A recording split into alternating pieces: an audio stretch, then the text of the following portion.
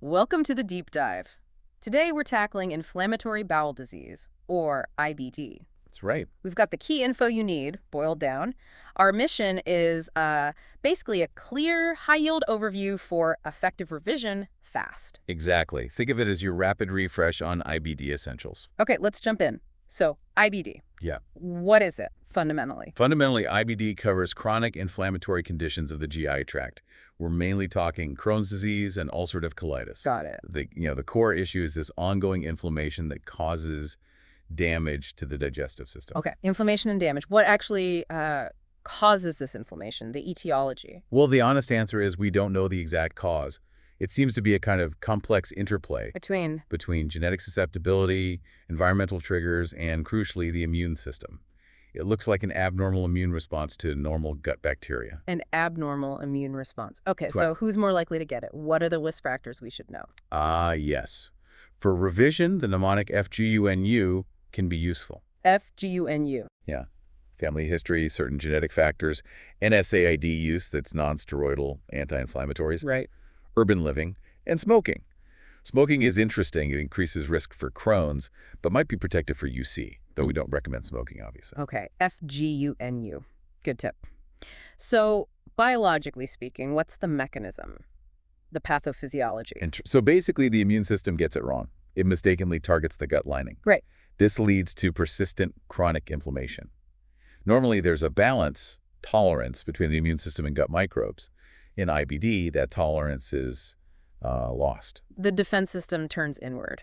Now, if someone presents with chronic diarrhea, pain, what else needs to be on the list? The differential diagnosis. Good question. You absolutely need to consider other possibilities, things like infectious colitis, celiac disease, which is gluten-related, irritable bowel syndrome, IBS, that's common, and especially in older individuals or with red flags, colorectal cancer. Definitely need to rule those out. How common is IBD in the UK? Epidemiology. The estimate is around 1 in 250 people. So fairly common. Yeah. It affects both men and women pretty equally. Yeah. And the peak age for diagnosis is often in the teens and 20s, so it tends to affect younger people. Young adults mainly. What are the classic signs and symptoms? Clinical features. Common things you'll see are abdominal pain, diarrhea, which can often be bloody, especially in UC weight loss, fatigue, and sometimes anemia. And differentiating Crohn's and UC. Right, so Crohn's can affect any part of the GI tract, mouth to anus, often in patches. Think pain, diarrhea, weight loss, fatigue.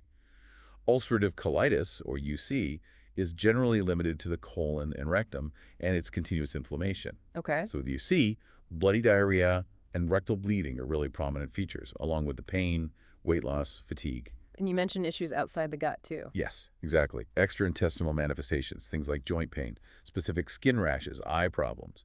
And importantly, the disease course often fluctuates periods of flare-ups and then remission. That sounds tough to manage. So how do you actually pin down the diagnosis? What investigations are done? It's a multi-step process. Starts with taking a good history, understanding the symptoms, then a physical exam. Standard stuff. Then blood tests are key, looking for inflammation markers like CRP, checking for anemia, nutritional deficiencies, liver function. Stool tests are also vital. Ruling out infections, checking for blood, specific markers of gut inflammation like fecal calprotectin, and looking for pathogens. Makes sense. Then you move to imaging. Endoscopy, like a colonoscopy, lets you see the lining directly. CT scans, MRIs can show inflammation deeper in the bowel wall or complications. And crucially, Biopsies. Exactly. Taking tissue samples during endoscopy is essential to confirm the diagnosis under the microscope and assess the type and severity of inflammation. A thorough workup. Once you have the diagnosis, what's the plan? Management. The goals are really to control that inflammation, relieve the symptoms, and importantly, improve the patient's quality of life. And the tools for that. We use anti-inflammatory drugs like mesalazine, often first line in mild UC. Then immunosuppressants like azathioprine or methotrexate to sort of dampen down that overactive immune response. Oh, okay. And then there are the biologics-targeted therapies, often antibodies against specific inflammatory proteins like TNF-alpha.